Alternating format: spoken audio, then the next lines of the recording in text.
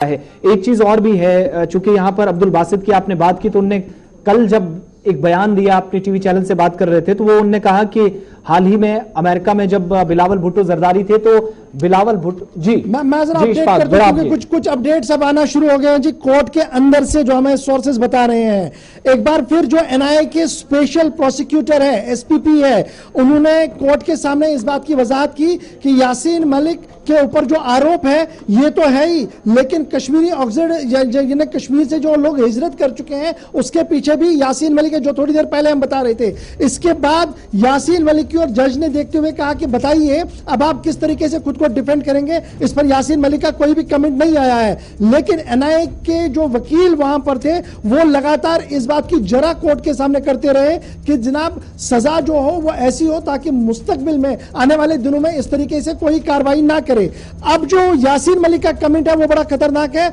On the sentence of the point, I have already, Angrezi में यासीन मलिक ने quote किया, I have already given my word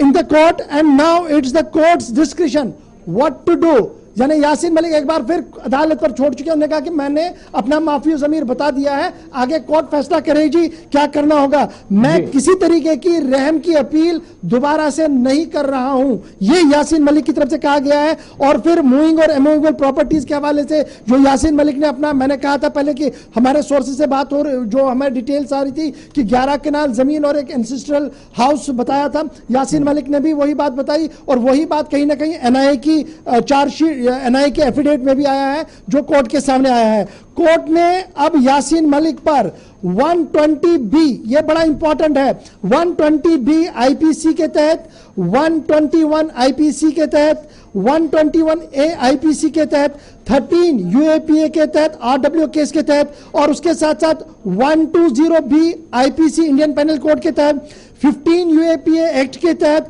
उसके साथ साथ 120B आईपीसी के तहत, 38 यूएपीए के तहत और 39 यूएपीए के शिक के तहत फिलहाल दोषी करार दिया है। अब ये सारे क्वांटम को जब आप मिलाकर देखेंगे, that moves nearly around 15 years, यानी 15 से 17 साल के बीच में मुझे ये लग रहा है, क्योंकि मेरे जो अभी सोर्सेज बता रहे हैं जी, ये सारे ही इसी तरीके के एफआईआर की शिक्स जो हैं वही बिटा कराटे पर भी है, शबीर शाह पर है, मसरत आलम पर है, यूसुफ शाह पर है, आफ्ताब अहमद शाह पर है, नईम खान पर है, अकबर खांडे पर है, राजा मोहिद्दीन कलवाल पर है, बशीर अहमद भट्ट, जहूर अहमद शाह वटाली, शबीर अहमद शाह और दीगर लोगों पर भी इन्हीं शिकों के तहत केस हुआ है। इसलिए इस केस में जो डायरेक्शन होगा उसका असर आने वाले केसों पर पड़ेगा। ये मैं पहले से ही आपको बता रहा था। 121B का यहां पर इशफाक बता रहे थे, जो जानकारी अभी तक सूत्रों के हवाले से बता रहे हैं, और आईपीसी की धारा 120B का क्रिमिनल कॉन्स्पिरेसी। तो इसका मतलब ये माने कि कश्मीरी पंडितों का,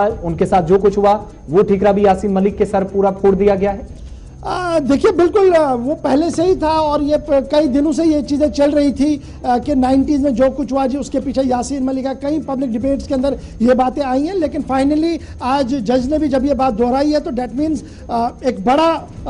फेरबदल आने वाले दिनों में जो हो सकता है। इस बीच इंजीनियर रशीद का भी आज जिक्र हुआ है कोर्ट में, और एनआईए ने, अदालत ने कहा कि जनाब ये इतना ही नहीं है, इंजीनियर रशीद भी बंद है, जहूर शाह वटाली जिसको बीच में जमानत भी मिली थी, उनके खिलाफ भी अब फ्रेम चार्ज किए जाए। यानी इस चार्जशीट के बाद जहूर वटाली और इंजीनियर रशीद पर भी चार्जशीट लाने की बात जो है वो कही जा रही है। इस तरीके की खबर जो है वो इस वक्त हमारे सामने आ रही है, लेकिन थोड़ा सा और इंतजार करना होगा, क्योंकि जेआरएल बनाने के पीछे यासीन मलिक का हाथ था। और ये एक बार फिर एनआईए जोर देकर कह रही है कि देखिए इत्तेहादी ग्रुपों को एक साथ लाना, यानी हुर्रियत के दो धड़ों को एक साथ लाना यासीन मलिक ने किया, जिससे अलगाववाद और उग्रवाद जम्मू कश्मीर के अंदर बढ़ा। इसलिए सजा बहुत ज्यादा होनी चाहिए, ये एक बार फिर कंक्लूजन रिमार्क्स के अंदर दे दिया गया है।